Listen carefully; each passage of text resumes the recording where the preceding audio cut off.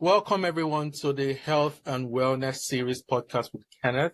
And this is your host, Kenneth. And today we are talking about a very important topic. And we have a very important guest also. I don't want to let the cat out of the bag yet, but she's a very important guest. And I was so glad when she agreed to come on the podcast. I'm so happy that she's here. And I'm just going to read her bio, a very brief bio, powerful bio. Right. So our guest, her name is drumroll, Harvey Johnson. She's a triple licensed pharmacist. So what that means is that she's licensed in 3 provinces, in Alberta, Ontario, British Columbia. Amazing. People struggle to get licensed in 1, but she's licensed in 3. Amazing stuff. And she's an entrepreneur. She all the way from Jamaica, an inspirational speaker whose journey from Jamaica to Canada exemplifies resilience, determination, and overcoming financial and personal challenges. She developed a transformational system that fast-tracked her relocation and relicensing in Canada, achieving a 6-figure career during the pandemic. Known as the Immigrant Pharmacist and Travel Pharmacist, heavily empowers international pharmacists to unlock their Canadian dreams and maximize their earning potential.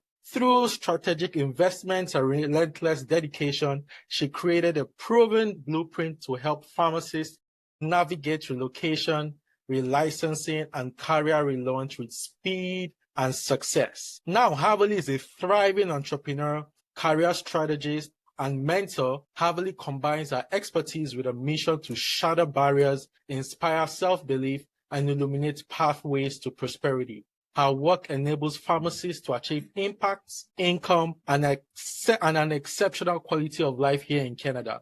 With Harvey as a guide, countless professionals have embraced limitless opportunities and transformed their lives. So today, please make welcome Harvey Johnson. Thank you so much, Kenneth. Thank you for that amazing introduction. And I want to say to your audience listening in, thank you for having me on your podcast. And I'm looking forward to this conversation so that we can empower, enlighten, and inspire others on their journey. Thank you so much, Harvey. Thank you once again for agreeing to come on this podcast. I know you're such a busy professional. You travel pharmacist, just going around making all the money. So agreeing to let's just give us 1 hour of your time. We do not take it for granted. Thank you so much, Harvey. Yes. Thank you. Yeah, it's my pleasure. So Harvey, over to you. Can you just give us a brief introduction about your background and experience as a pharmacist here in Canada? My career spanned a decade. So I started my pharmacy career. Actually, I started my pharmacy career 17 years ago when I worked as an assistant for 15 months before matriculating in pharmacy school. So that was I call it my pivot year, but it was also one of the most important years in my career where I started understanding the operational side of pharmacy from a clinical perspective. And that was where I actually was inspired by the pharmacist there to go to pharmacy school because I wanted to emulate what she was doing with the patients. So I never aspired to become a pharmacist. And again, it is just a calling. I'm an accidental pharmacist. An amazing one at that. Thank you so much. So we did the didactic training, the practicum in Jamaica, which was a total of 5 years. And I practiced as a pharmacist in Jamaica for 5 years. I worked in community. I managed the pharmacy. It was an amazing experience. It really felt like my playground. But I aspired for more. I felt it was anticlimactic. I felt there was more that I could accomplish, that I could achieve. And so I said, well, maybe I should move to Canada. Why Canada? If you told me a couple of years ago when I just landed that I would be in this position where I now own a business or I'm helping other persons navigate the pathway, if you had told me that I'd be a triple licensed pharmacist, I would have laughed. Now look at you. Now look at me helping others to do because back then I was just thinking about, okay, how can I help my family and myself? Because that was the dream really, to move to a country, move to a jurisdiction where my license held more power, but I could also have higher earning power. So after 5 years, I packed 30 years in 2 suitcases and I moved to Canada. And here we are having this conversation after I've navigated the PEBC exams, but it wasn't without its challenges. for sure. It wasn't without its challenges. And I first got licensed in Alberta when I came here, and then Ontario, and eventually BC. And over the years, I've worked in different capacities, in different settings, mostly in community pharmacy, Okay. where I practice clinically, like most pharmacists who move to Canada are able to do that. And after a period, like within a year, I retained autonomy over my career because I wanted to build something that I was proud of, not a career that looked good on paper, but something that actually felt good, and also to build my career around my life and my priorities. And that is my aspiration for other people as well, for them to successfully relocate to Canada, license, and eventually relaunch their career. So how would you describe your journey? Would you say, obviously, like, I'm sure there are lots of challenges, a lot of days that you were like, do I really want to do this? Or like, what was it like for you? You know, I'm going to be honest and say I've never had a moment of doubt, like I don't want to do this. Interesting. I've had moments of doubt whether things were going to work out, but not whether I wanted to do this. I had that conviction. I think that was a deposit from the creator to say, this is your life's journey. Follow this trajectory. I'm not a stranger to moving because at 12 years old, I left home and went to high school in a total different area of my island. And so I think that was already within me. That seed was planted. I've had challenges along the way for sure. So my journey was far from linear. And I'm sure a lot of persons listening to this can resonate with that because in our minds, we're thinking, oh, it's this easy. I'm just going to do this and it's going to work out. But the realities are different, right? So my journey wasn't linear. It took strategy. It took persistence. It took a level of commitment that I knew I had, but didn't know I need to pull on that commitment for this journey. It also took smart positioning. You have to be able to position yourself properly so that the opportunities can find you. And I find many IPGs, international pharmacy graduates, are hiding. We're going to get into that. That's something that really gets to my heart. Yeah, like most IPGs, I faced my own challenges, cultural shifts, moving from a small country of 2.8 million to a big country of 42 million.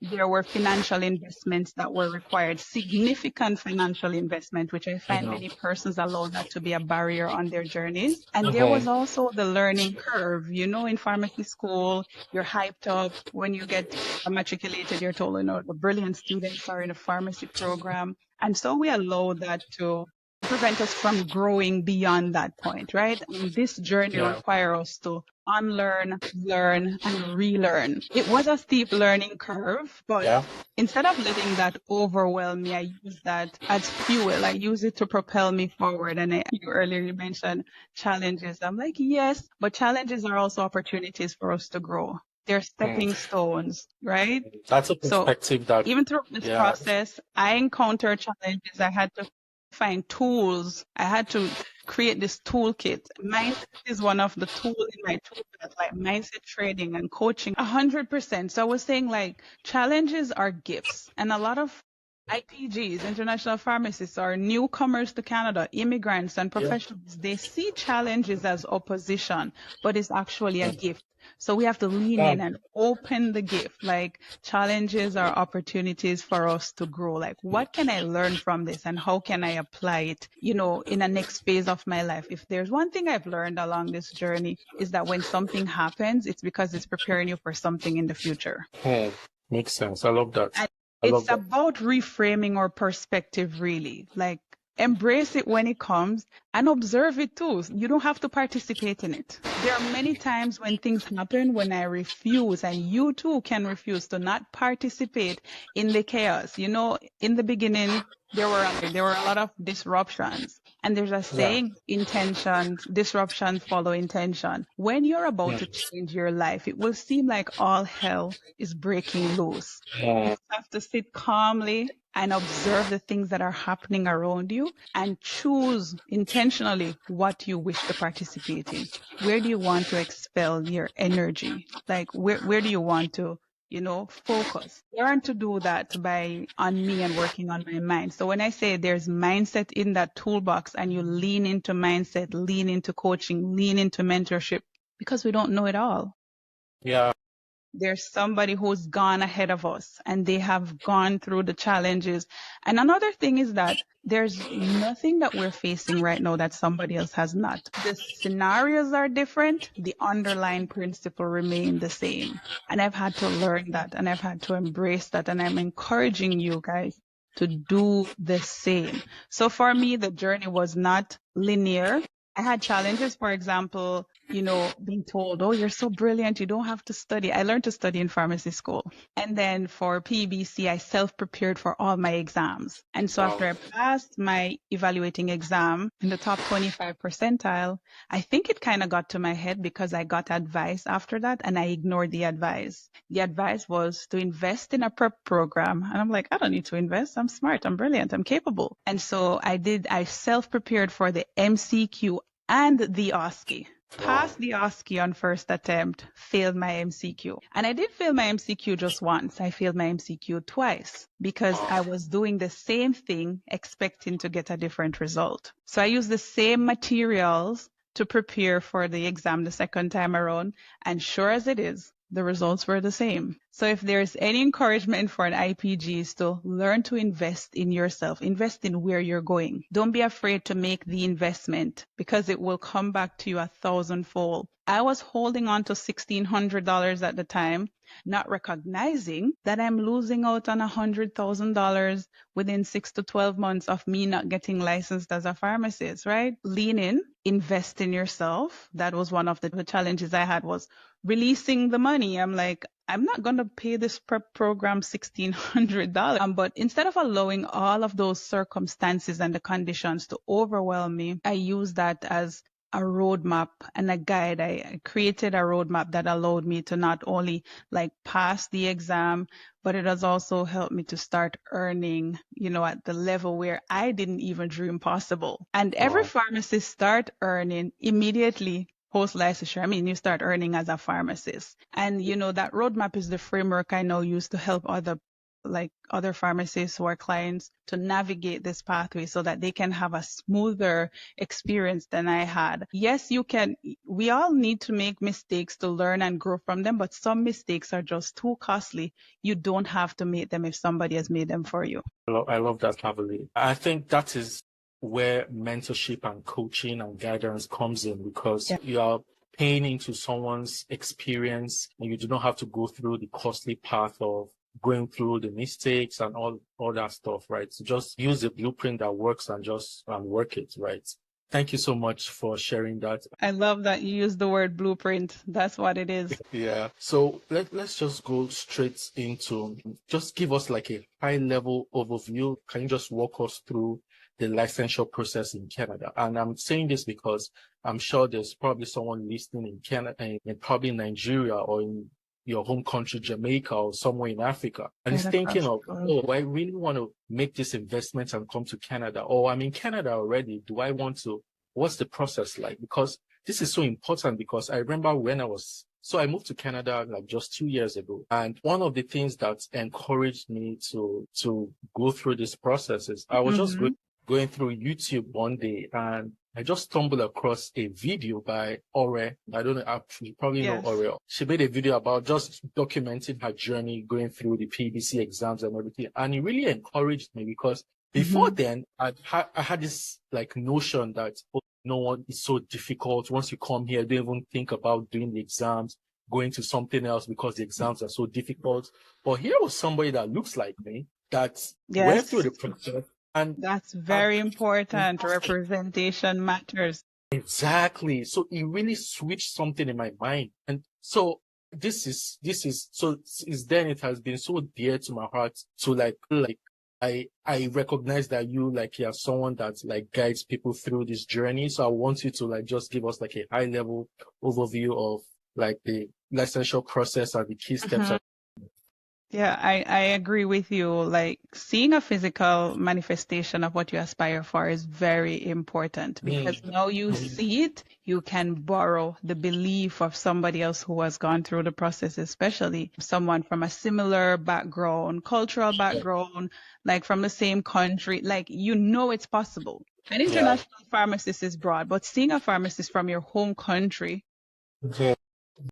it drives it closer to home. What I want persons listening to this, when they think about the pharmacy relicensing pathway in Canada, I want them to think about it as a process. I want them to think about it as steps. I want them to think about it as a marathon and not a sprint. There are faster, quicker, more effective ways to do stuff, but it is not something that's going to happen overnight. It happens over time. And there are clear checkpoints that you need to be held accountable, or you need to hold yourself accountable. And so you're marking these milestones. But if you run without a plan, you'll probably burn out. You'll meet roadblocks that you didn't expect, because everything is not on the internet. And that's why, again, coaching and mentorship is so important. Everything is not laid out on the internet. So before you get to the finish line, you need to have a clear pathway and a clear roadmap.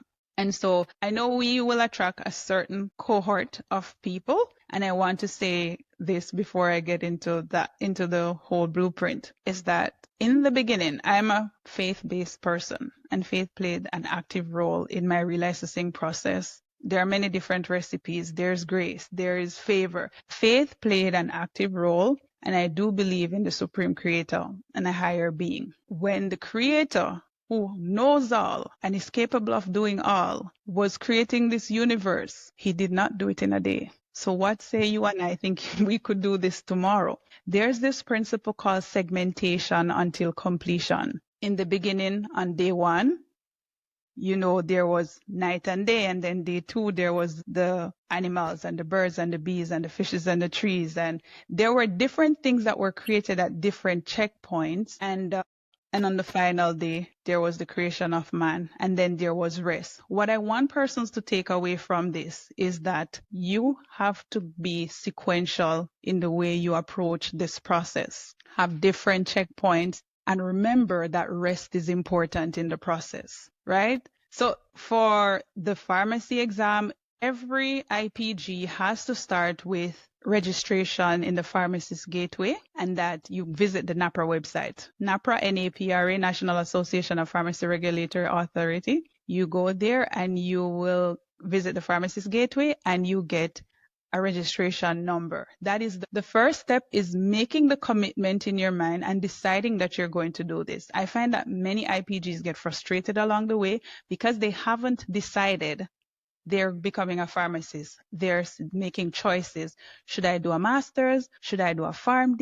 Or should I get licensed? Like you're swaying. And a double-minded man is unstable in their ways. You have to make that commitment and decide. And once you decide, then you go and register and you get that number. And once you've gotten that number, you move over to the PBC website, the Pharmacy Examining Board of Canada, where you get your documents evaluated. You get your documents evaluated. All the information is there. Pharmacists are very analytical, but they're also very smart people, so they'll be able to read all the information. And if you feel like you're getting confused along the way, enroll help. There's a lot of help and support out there.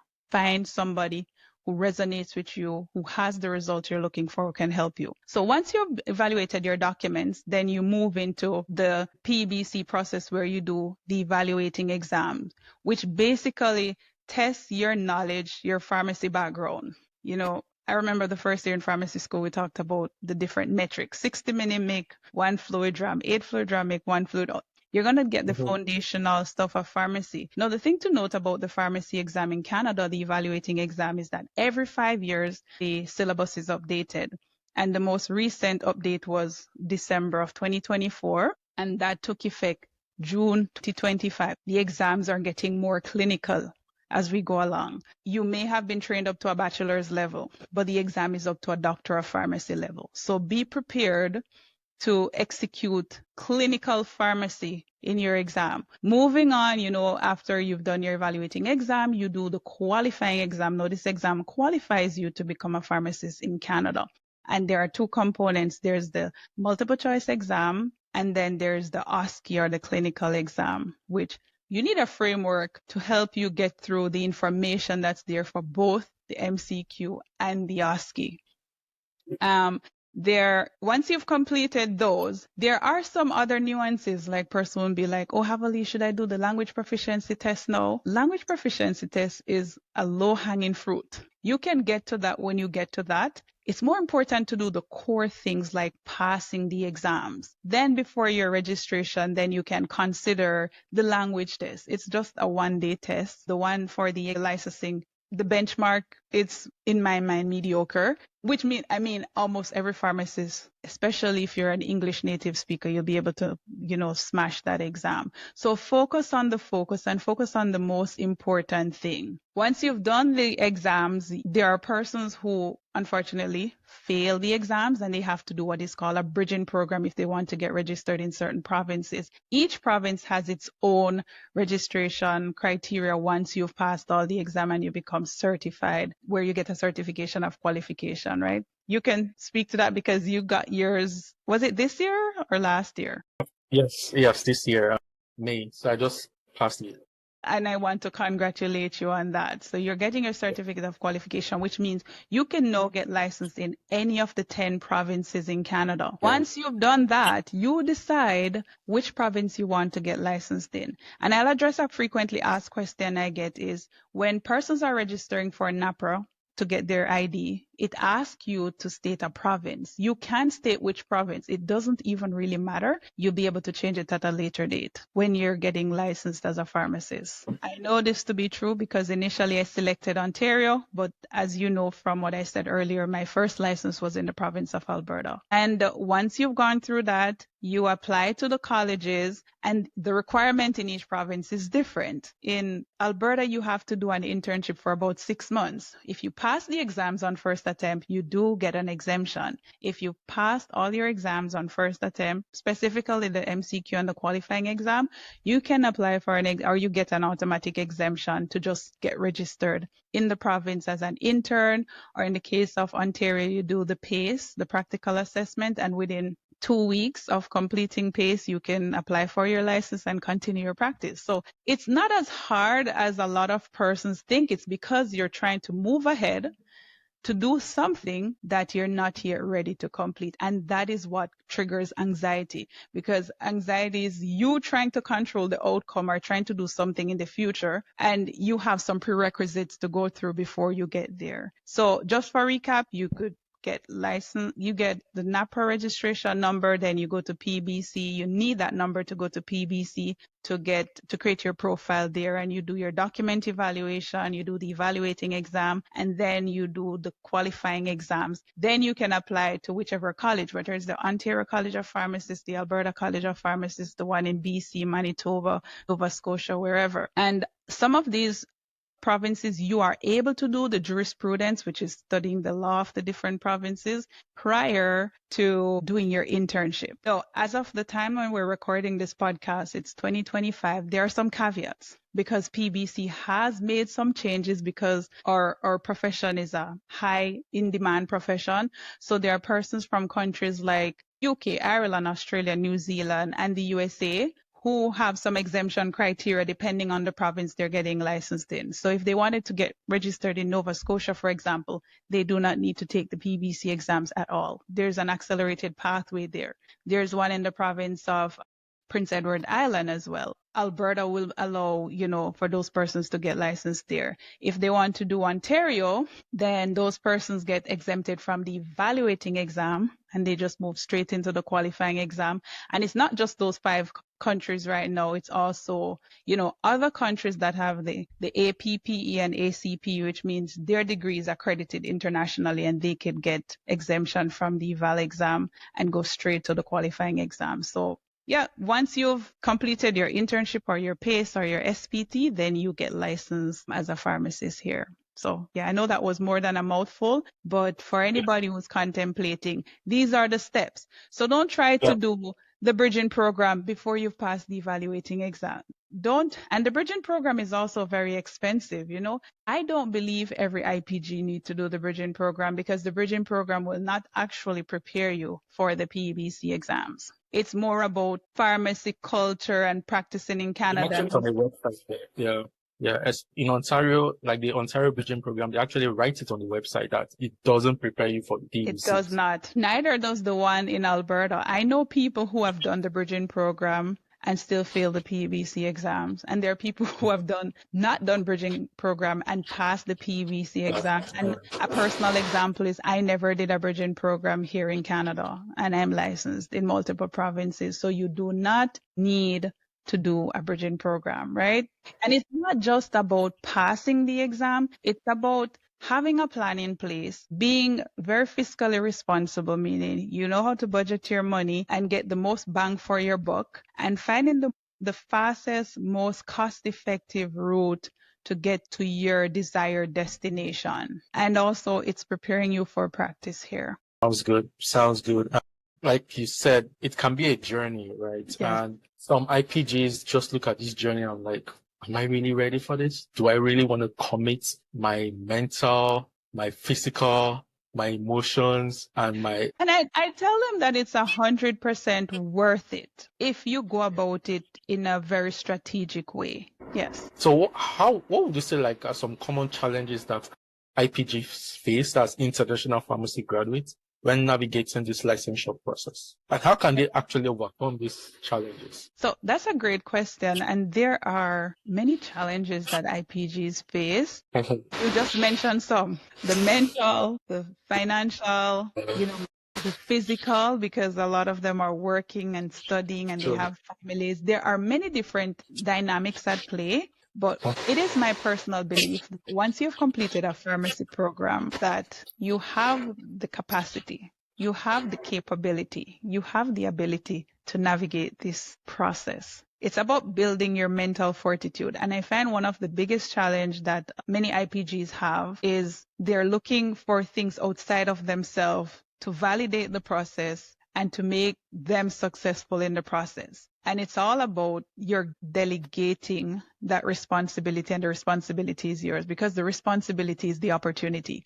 You have to accept responsibility for where you're going. If you cannot accept the responsibility, you're going to always blame someone, blame the system, blame the exams. Again, it takes some mind work, and unfortunately, this is not something that is taught in school. I've had to make the necessary investment in the proper channels through mentorship and coaching to hone this. So for me, I would say work on your mindset. I love the quote by Robin Sharma when he says to your income and impact, you must triple your investment in 2 key areas. He didn't say you double your investment, you triple your investment, and it's in your personal development and your professional mastery. Pharmacists are very invested in the professional mastery, but the personal development piece is missing. And that's how you build mental fortitude. When you're able to rewire your mind and reframe your perspective, it helps you to get stronger. Mentally, you become a stronger person. You become the person who can overcome the exam.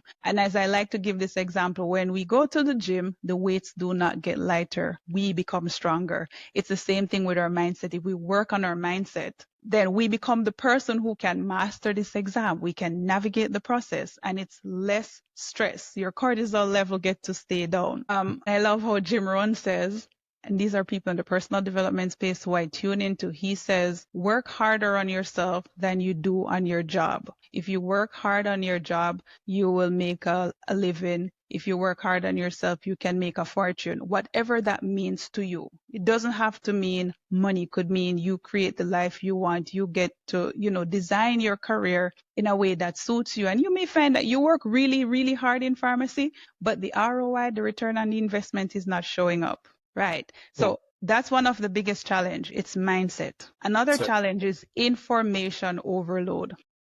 This is it. Everywhere and then some. The big Facebook group with 30,000 people, everybody talking at the same time. You get distracted. There is such a thing as digital dementia. When you spend too much time scrolling, you forgot the last thing you were looking at. You forgot what you studied about insomnia yesterday. You forgot what you studied about depression yesterday because the replacement theory is real. This is a concept I learned in psychology in pharmacy school many, many years ago. There's something called the replacement theory. So if something isn't stored in your long-term memory, you risk losing that information, right? Information overload. Dr. Google search is telling you everything and you go down a rabbit hole. What I'd encourage IPGs to do is to get themselves situated. Find a community that can help and support you and stick there. If there's something happening that you need to know, you will hear about it through the grapevine. You don't have to be in every Facebook group. You don't have to follow every person. If you're following me and I'm distracting you, I encourage you to unfollow until you've gotten to your destination. Because one of the strategies I used on my journey was I deactivated my Facebook. There was just too much going on and it was sucking my energy. And we need that energy to focus. Like you have to give PBC your all, and once you've overcome that, then you could do whatever. Like I have right now the freedom to get up tomorrow and book a flight to Australia or wherever. When I was studying for PBC, I didn't have that luxury. Even if I had the money, I didn't have that luxury because my commitment was to passing these exams and not just passing them. The SWOT thing doesn't work. If you were swatting verbatim, word for word in pharmacy school, it doesn't work because what got you here will not get you there. The exam is highly clinical. It's testing your critical thinking skills and your application of clinical knowledge. So you need to know what the guideline says and how this applies to the patient that is presented in front of you. So don't be everywhere. Don't be tapping into everything. And not every information on the internet is credible. And I know we're in the AI era where people are asking ChatGPT for everything. I have seen ChatGPT say some things that are not true. So you all need to understand how to evaluate the source of your information and just get to a place where you can focus. Find a community of like-minded individuals.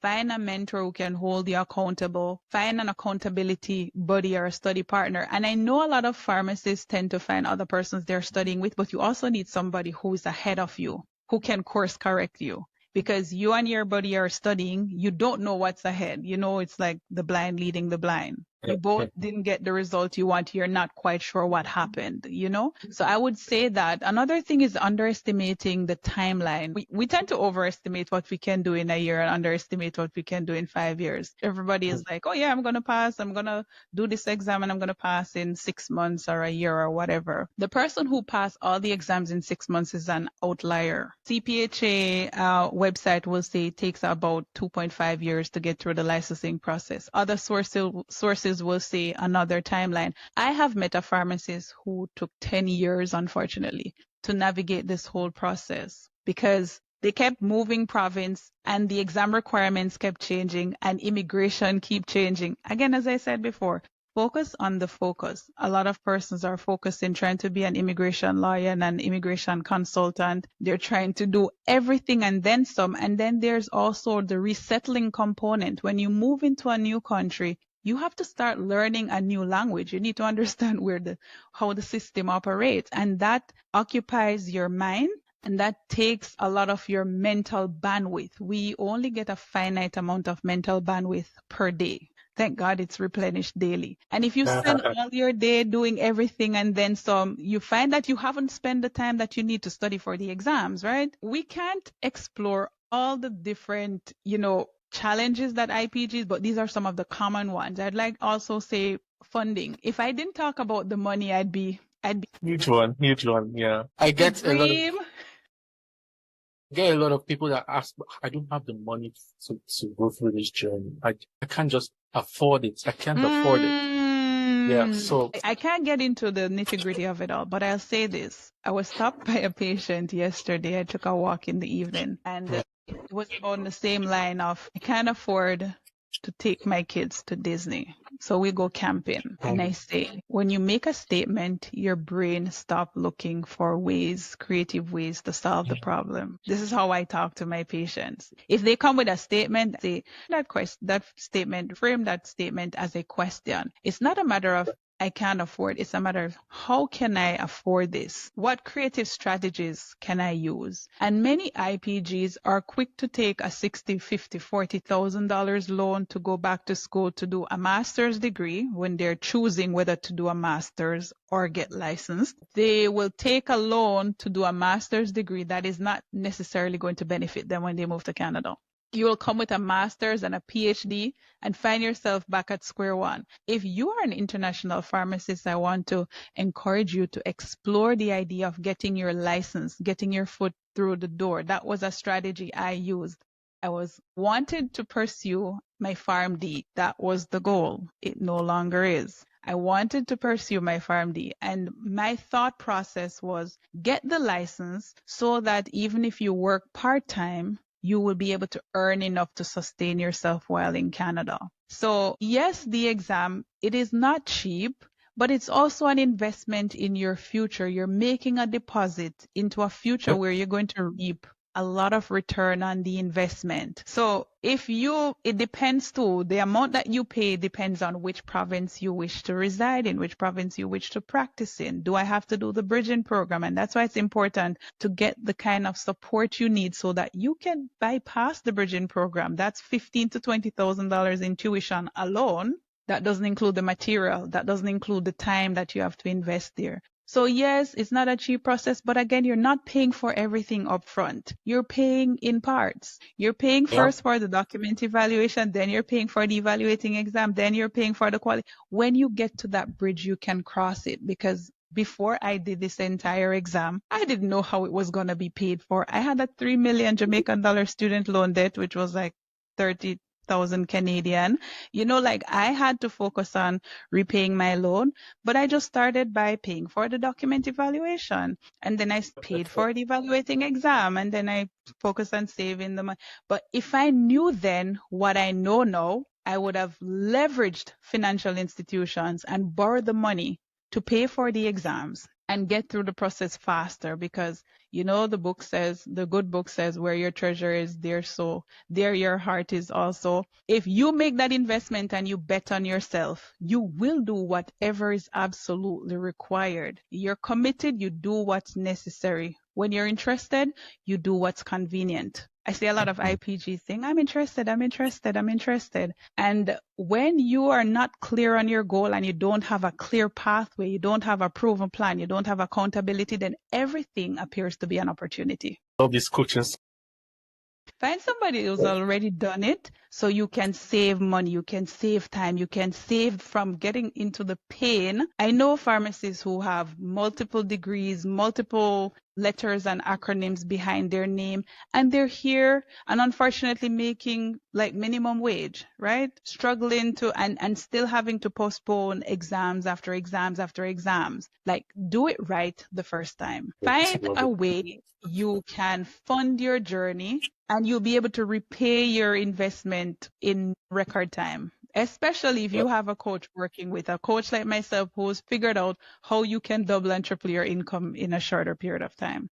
Love it. I think one of the things you said that resonates with me deeply is the mindset shifts, because that's what actually happened to me when I stumbled across that video with already. It just gave me a whole mindset shift, and I was able to face the BC with just a whole different mindset, and it really helped. Pass the exam. Like many IPGs, you said pass, and I said many IPGs don't fail because they're not smart enough. They stumble and fall because they are out there following 10, 15, 20 different advice from 15, 20 different sources, and none of that advice is specifically tailored to them. So find something that is tailored to you, because this is not a one size fit all. And I always tell my clients that these exams aren't just a test of your knowledge. It's not just testing your pharmacy knowledge. It's a test of your strategy. You need to study smarter and not necessarily harder. I've had IPGs messaging me asking like which books I should use, and then everybody looked at the PBC website and they see a long list of books and they will go and then they're studying all over the place. I say invest in a prep course. Find a platform that mimics the actual exam where you can replicate the exam environment in real time under timed condition. You won't feel the pressure that you'll feel on exam day, but at least you'll have practice. And I say one of the tips I give to persons doing the exam is to sensorize your success. Like, you have to be able to visualize and feel it. Feel yourself passing the exam. Tap into that subconscious mind of yours, because we're always operating at the conscious level. But most of our actions are controlled by the subconscious. That's why somebody will say, I'm going to do this by December, but then they change their mind. And sometimes it never gets done because you're not in alignment with what is playing in your subconscious. So some of the tips that persons can use is active recall. Like go through, as again I said, invest in a prep course because everything is structured. You have a timetable to work with. You're in an environment with other persons who are doing the same exam. You get to ask your lecturers questions in real time. If you're in coaching and mentorship, you get to get feedback in real time that you can implement those strategies. So a prep that it deserves. I mean, I was trained up to a bachelor's level and the exam is a doctor of pharmacy level. And that's why persons who pursue the PharmD will not be required to redo the PBC. So for all those persons who are anxious about getting a doctoral degree so they can practice clinical pharmacy, you can practice without clinical pharmacy without having a PharmD because that's the nature of the practice in Canada. But you can do the exams, give it your all, and then you can move on to go pursue your PharmD. So treat the exam with respect, meaning treat it with a level of commitment that you are similar, and I know I may get into trouble for saying this, but treat it with a similar level of commitment and respect that you would do your spouse. Because I say it all the time. I say doing the PBC is like you're married to this exam, but it's only for a short period of time. And the beneficiaries are going to be your family members. If you give it your all now, you won't have to keep dragging yourself through the process for months and months and months to come, right? And for years, as in the case of the person I mentioned who was here for 10 years. I know this because they were actually my assistant. And that was in 2020 during the pandemic. And I tried to coach them through. This is the time you invest in doing the exam and not be doing 2 and 3 jobs here, there, and everywhere. The time it takes to commute, it's taking away from your study time. Another tip I'd give IPGs is you don't have to work as an assistant to pass this exam. I certainly didn't. And I know a lot of IPGs who didn't. You're breaking a table right there because lots of people think that is only the opportunity they have to like practice or to get into the system, or it gives them an edge to work as an assistant, right? So yeah, but you don't have to work at it. You don't have to. In fact, I discourage it because working as an assistant in some setting is going to set you back because your mental bandwidth, your focus will be spent on being the best assistant possible, but missing the opportunity to prepare well for the exam. This exam requires intense levels of preparation. But once you have completed the exams, that's it. You get your freedom. You get to buy your time back, right? Again, quality resource over quantity. Don't be doing 10, 15, 20 books. Just get enrolled in a prep program. There are several of them out there, too numerous to name, but find the one that works best with your learning style. I know I'm an audio-visual learner. And so the only prep course I did, as I said, I self-study, but the only prep course I did, that course presented the information in a way that I learn best, and the information was digestible. Study in smaller bite size. Don't be trying to do the heavy topics, all of them all at once. Be strategic.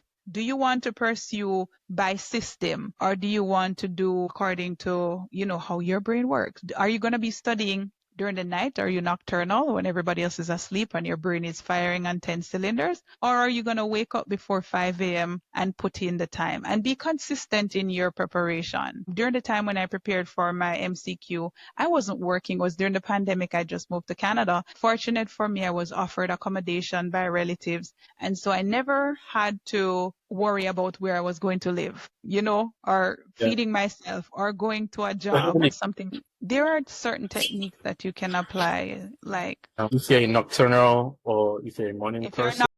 You need to understand yourself. You need to study yourself because you're the greatest project you'll ever work on. So are you a nocturnal person? Are you going to study during the night?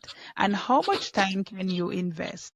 I want persons listening to this to think about the number of hours we have each week. I never thought about it before I got into the personal development space. Each week we have 168 hours. Each week we're given 168 hours. How many hours are required to prepare adequately for the exam? And this is one of the exercises I had clients do. Audit your time. It's a strategy. If you know how many hours you have to work, you know how many hours you have to commute, you will need to set aside time for self-care. You still need to pour into your family. Like, these are some of the things we don't actually think about, but we need to think about them strategically and see, like, how many hours do you have remaining? And realistically, how much time can you devote to studying for this exam daily? Getting into a structured program and auditing your time. You have 168 hours per week. Audit your time to see how much time can I realistically devote to this exam. And you have to do like everything. It was so amazing when one of my clients, she actually passed the EE and she was worried about the EE. And I'm like, you've got this. She sat and she audited, and that was an assignment. She audited. I'm giving you guys game right now. She audited her time to see how much time she spent in commute, how much was spent for self-care, how much was spent for, time with family and spouse, how much time was there for work, and to see what's left. No, I'm like, okay, I know you love your friends, but you're going to communicate with your friends and you say, this is my commitment right now. You can't spend 3 hours on the phone chit-chatting. It's important for us to have meaningful connection, but that is going to distract you from the goal that you have right now. That's a practical tip. Again, a comprehensive study plan. Set a realistic timeline. By when date is important. By when is a strategy. I would like to achieve this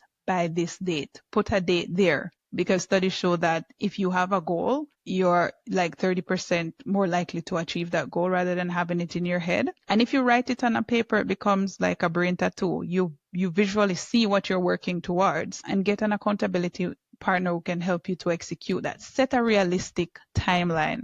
Can't tell you how many conversations I've had with people who have unrealistic timeline about the exam. They haven't yet gotten the document evaluation and they want to do the next sitting. And the deadline is months in advance. So, be realistic in your approach and then break down the material into manageable sections. I remember when I looked at the entire, topic when I was in the program, and I was like 160, including minor ailment. And at the time, minor ailment prescribing wasn't allowed in Ontario, but it was a part of their program. And I'm like, okay, which means I have this many days before the exam, which means I need to complete these topics within X amount of time. And that is for revision. Make room so you can go over the material again. You read it the first time for information. You read it a second time, it's to understand the information. And if you can get a third reading in, that would be amazing, because now you're looking at it from a level of information, which is plenty data, then you have knowledge, and then you have understanding of the information, and wisdom is really how you apply that information, which is really what you're testing in the exam, right?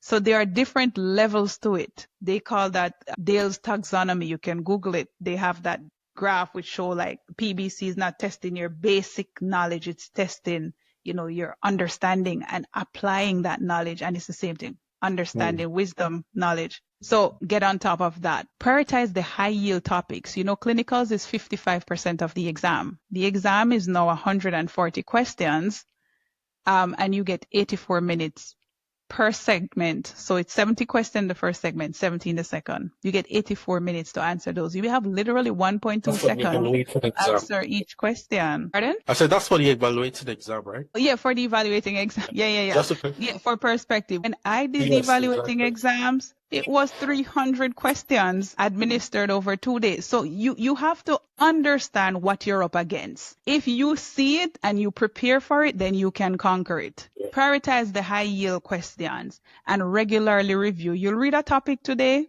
and 3 weeks later, you forget the topic because of replacement theory. So you have to keep going back to, revise some basic stuff, and also have your cue cards and slap them on the desk around you. Like, you need a visual reminder of frameworks and formula and lists and, mnemonics. Keep them close to you where you can see them, even if you're not actively studying. That's called passive preparation, right? And in terms of active learning, you're going to be doing stuff like, flashcard. You can have your flashcard, your mnemonics, and no somebody was like, you need to know the therapeutics of the drug. For us, you don't need to because the literature would be inside the room. But if you understand the mechanism of the drug, you will know the side effects, and that's going to give you counseling points, right? And as I say, do it under timed condition because the exams are case-based. Where I'm from, we could do long answers. These exams are strictly multiple choice. You either know the answer or you don't. And even if you don't know the answer, still select something, flag that question and come back to it.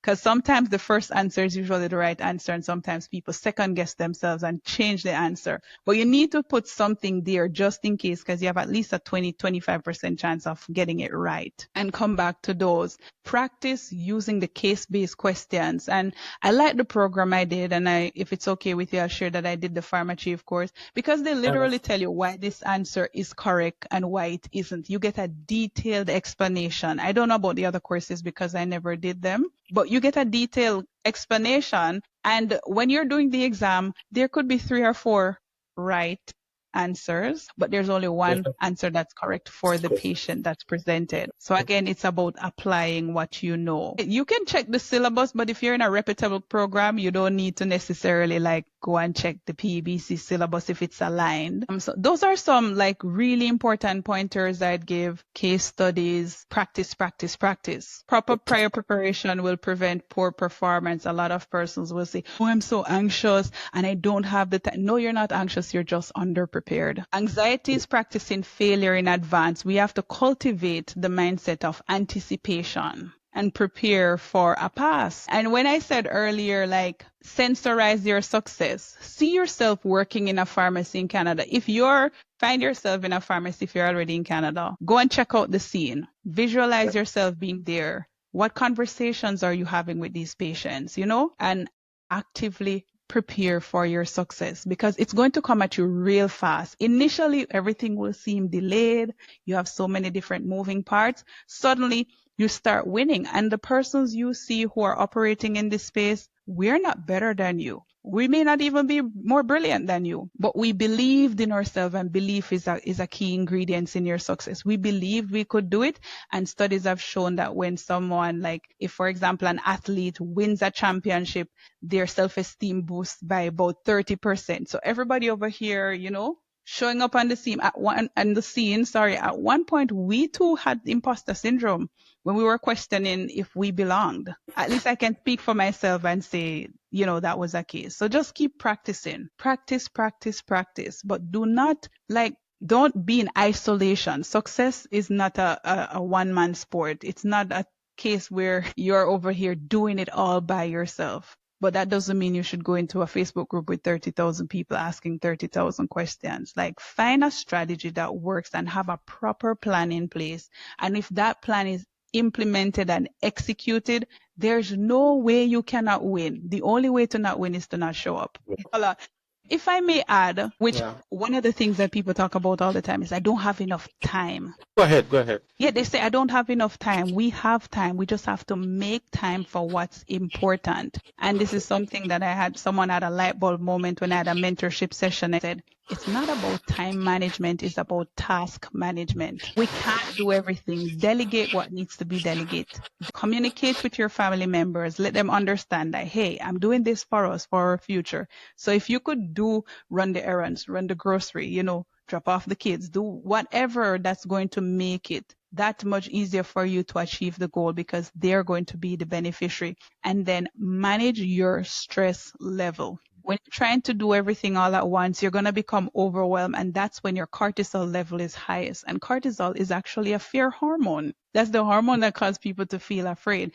You guys are scientists, you understand. Manage your cortisol level, manage your stress, because when you're stressed, everything is cloudy. When you're relaxed, you have clarity and you can execute with precision. Amazing stuff. I believe this has been such an enriching conversation. Like, you're just dropping lots of nuggets, lots of tips, lots of very valuable information, and we cannot thank you enough. And once again, our audience, you're listening to the Health and Wellness series with Kenneth. And we have a very important guest today, and that is Harvely.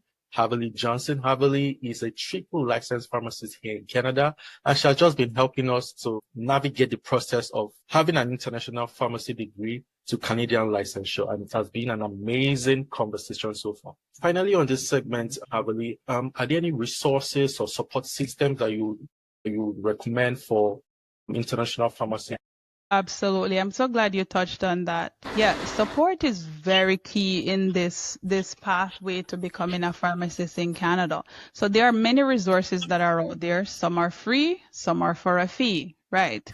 So for example, I offer coaching and mentorship in my flagship program where I guide international pharmacists so they can save on time and energy and money and just basically compress an entire decade in a day. I've been a pharmacist for 10 years. That's my strong suit. And help you see clearly with a plan so that you can again execute with precision.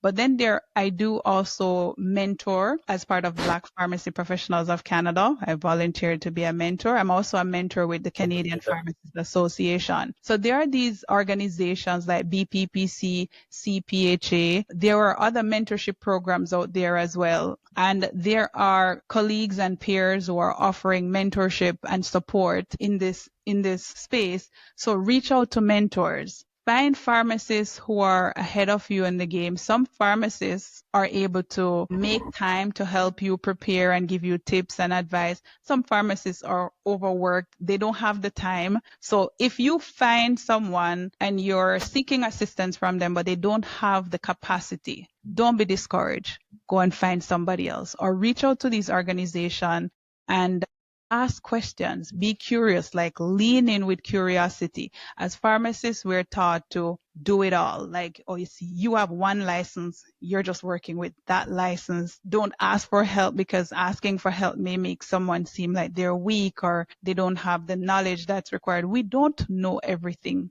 there is to know. In fact, everything that we know over the course of our lives and career, there's such a body of knowledge out there that it's way bigger than what we think we know actually. So reach out for help, reach out for support, find mentors. And then when you find those people, just stick to the frame. Everybody has a different framework. Everybody has a different strategy. If it works, it works. But don't knock it until you try it. You can't be doing 10, 15, 20 different things and expect it all to come together. Right? That makes so much sense. I would 100% recommend. Find the support that you need. Find a coach, find a mentor, find a local IPG study group. Usually if you have a coach or a mentor, will, pair you with an accountability body, but find somebody who understands not just the exam process, but also how it impacts your life or how your life impacts, the pathway that you're on. Love it. Love it. Thank you so much. That's it. Just as we begin to just round up, you to just mention a bit, let people begin to envision working as a pharmacist here in Canada. What is it like?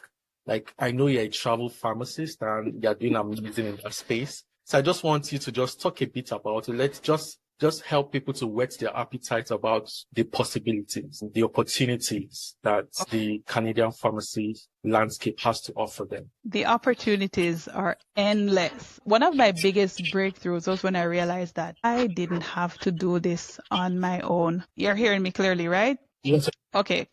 So you have to be strategic in building your career. But remember again, as I said, it won't happen overnight. It happens over time. And for me, one of the light bulb moments came when I realized that I could design my career and structure it the way I want in a way that works for me so that I have more time with my family and I have more flexibility, for example. And IPGs coming need to understand there are many, many different opportunities out there. While you're in school, while you're doing your internship, while you're transitioning, find out what lights you up most. For me, it's serving. So I could work in any customer service related industry. And I find working as a travel pharmacist to be very exciting because I get to go into those rural communities, the smaller towns where the people are very nice. And these areas are usually underserved. So it's about finding out where the opportunities are. Find out how best you can strategically position yourself in the area where there's a high demand. For me, that is in the underserved community. And so that's why I chose travel pharmacy, not just because, yes, of course I chose it because there's monetary reward. And since 2022, when I quit my full-time job, I've been able to triple my monthly income. No gatekeeping around here. Like learning how to negotiate and advocating for our worth and advocating for ourselves. I've mastered that, and that's why my contracts, when I do them, they consistently pay above average rate. So travel pharmacy is exciting, but it is not the only arena that you can, venture into. I've met pharmacists who are in the financial space. I've met pharmacists who have created unique pharmacy practice. They realize, okay, there's a need for compounding. How can I lean into that? Who can mentor me and help me and support me? And I want pharmacists to understand that your license is very valuable. It's very powerful. It's very potent. Your skills are rare. Yes, it's rare. Even if there are 47,000 pharmacists in Canada, your skills are still relatively rare. You've had to go through a lot of training and, but we don't recognize our value and we don't recognize our magnificence because we're so close to it, right? So how I broke into travel pharmacy, I just was inspired. I got burnt out. I was overworked in the pandemic. I loved it until the burnout came, and that's how we feel valuable by doing more. But you don't have to do more, just do more of what lights you up. If your focus is split, if you're being pulled in 10 different directions, you're going to feel burnt out and you're going to resent your profession. You don't have to leave your amazing profession. Just lean into what, if you could do it for free, you would do it anyway. Lean into that. Thankfully, I've not had to work for free as a travel pharmacist and getting accommodations and like airfare and etc., covered. But it's one of the fastest paths to increase your income. And so now you have more time to do other things that fuels your joy, and you'll always feel refreshed to go back to working in a pharmacy again. At one point I felt burnt out. I feel like I hated pharmacy, but I realized that it was the environment that I needed to change, not the actual career. In Canada, the opportunities are endless. Opportunities are there for every single pharmacist. And even if you desire to become an entrepreneur and own your own pharmacy, or you want to go into positions of leadership, just lean into getting that license. Once you get your license, many doors you didn't recognize were there, they're going to open up to you, right? So I'd say understand how to position yourself in the marketplace and start sharing your knowledge online. Don't wait until you get the license. Don't feel small in this marketplace. You are a big deal. You've overcome some things. Like if you want to know that you can do this, check your archive of evidence. Check all the times you doubted yourself in the past, whether it was in pharmacy school or when you started practice, and see all the successes that you've had and start recognizing that what you have to offer is valuable and Canadians are waiting to be served by you. Yeah. Love it, Avali. Thank you so much for that. I'm sure someone that is listening or watching who's going to be so inspired by just mentioning like the possibilities, the opportunities that are out there as a licensed pharmacist here in Canada. That's so important because sometimes when you're studying for these exams, you want to, like you said during the podcast, you want to visualize, you want to put yourself in that position that this is what it's going to look like. This is how I'm going to speak to my patient. This is how I'm going to counsel my patients, right? And it just gives you this extra impetus, this extra fire in your bones to just study and just go for it. So I love that you shared that. Thank you so much. Go for it. So final words. So I just want you, Havali, to just encourage someone out there that is listening, either from Jamaica or from Nigeria or from Egypt or from Iran, from wherever in the world that is planning to come to Canada or is in Canada already and is about to begin this licensure journey to become a licensed pharmacist in Canada. Encourage them. Go for it, Havali. You just started my sentence. Go for it. You ended by starting my sentence. Go for it. That is what I would recommend for every single person. Keep moving forward, one foot before the other, because guess what? The time is going to pass anyways. You might as well go for it. You might as well aim big. They would say reach for the star, and if you fall among the clouds. I remember back in 23 summer, there was a summit for newcomers in Canada, and I spoke on a stage in Toronto. And at the time, in my mind, I had decided, by when? The by when date.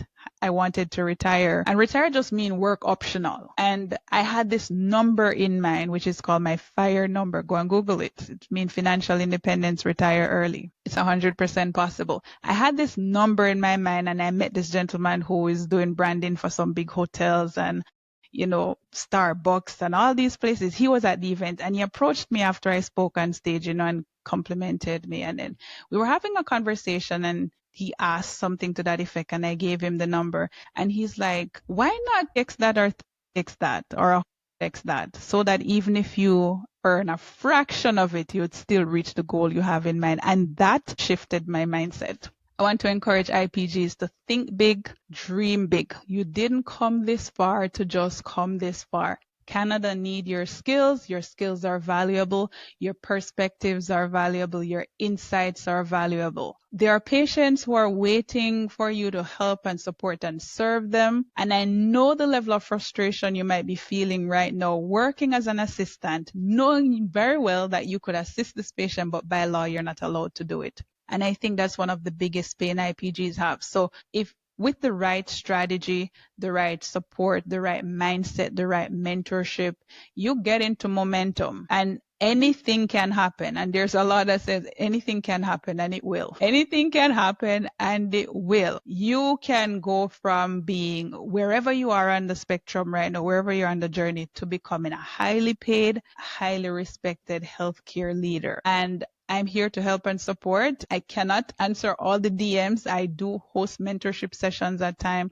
to try and help those persons who have questions they need answer. I do work one-on-one with IPGs as well, but it doesn't have to be me. You can find somebody to help and support you, but the opportunities are here. You can absolutely build what I call your $1 million career here in Canada. You can get the income, you can have the impact, you can empower others who are on their journey, you can inspire the masses. Just dream big and never give up on your dreams. Like, make the decision. Decide, come from the Latin word decidere, which means to cut off everything else. Stop having choices, and when this doesn't work, then you pivot and you go on to something else, and you hate pharmacy. Make the decision that you're going to become a licensed pharmacist in Canada, and then find the support you need and follow the plan.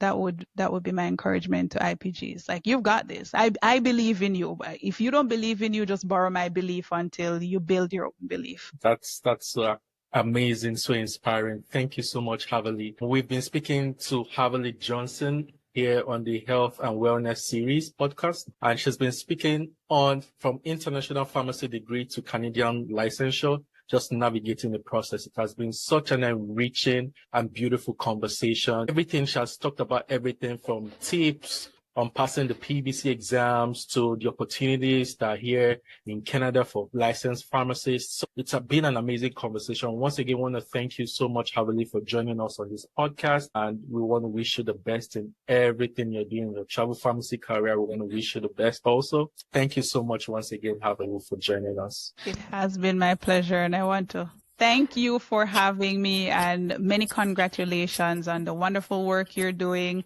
on, passing your exams. Now you're a licensed Canadian pharmacist. You'll have your own stories to share. You can share stories about your journey, but also about practice. You're now interim president for Black Pharmacy Professionals of Canada. I don't hear you shouting it from the rooftop, so I'm going to shout it out for you. Yes, I understand that we're taught to be humble, but you have to be your own biggest cheerleader, because if you don't call yourself it, nobody else will. I've had to learn that being Love in it. coaching and mentorship. Until you call yourself a speaker, a coach, a career consultant, nobody else will call you that. And you have to believe that for yourself. So I'm so immensely proud of you because I remember, I'm meeting you in one of my sessions that I've had of these Yeah. Zoom seminars. And now to see your growth and to see the path that you're on, and even this podcast and the platform that you're providing for others to share their story and their journey, it's amazing. And I'm sure you're inspiring the masses. And we're looking forward to how we can collaborate in the spirit of collaboration to help more pharmacists get over onto the other side. Thank you so much, Havali. That's an amazing way to end this conversation. Thank you so much once again. And so everyone listening, you can do it. To everyone thinking of embarking on this journey, like Havali said, borrow her belief and go for it. Go for it. Go for it. We believe in you. We believe in you. Yes, I we know that absolutely do. We're not you're going to saying do great this things. for lip service. All right. Thank you so much. Hey guys, See take you care. next. Really, like embrace it when it comes.